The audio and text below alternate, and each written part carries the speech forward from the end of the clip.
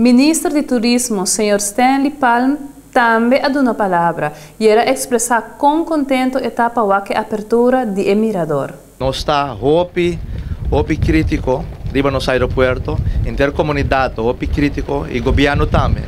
E você nós temos hopi comunicação com o CAP, que são Airport Partners, com o seu diretor, o board também nós temos algum viagem, que nós está verwacht, mirando quanto esforço nós está dentro do turismo, nós mesmo põe nos aeroporto toch caminho meseta, de top no aeroporto da região. Essa é a nossa meta, essa é a nossa visão, e nós estamos contentes com o CAP está sendo todo o seu esforço para nós lograr isso aí também.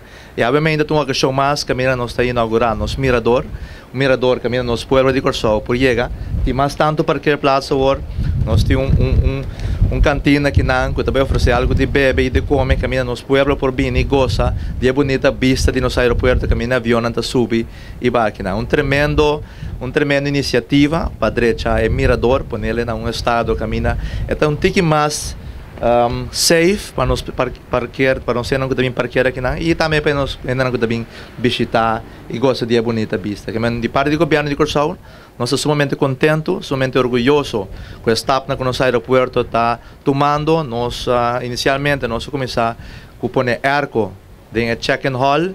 Nós sigue consequente depois para a parte de Jet Center que também está terminar tremendo Jet Center nós temos agora que nós está mirador nós está inaugurando a AVE e está sigue com a expansão do aeroporto para ser em 2017 começo de 2018 nós temos melhor aeroporto na região. Me também quero chamar para bem na CAP board de CAP gerência e também na tua tradona de CAP todo esforço que nós estamos fazendo para convertir o aeroporto aqui tem melhor aeroporto dentro da nossa região e também bem na Pueblo de Corsol bem na Pueblo de Corsol com tremendo mirador e quero invitar inteiro Pueblo de Corsol para passar gosta de bonita vista aqui não e gosta de local nosso aeroporto tem para oferecer.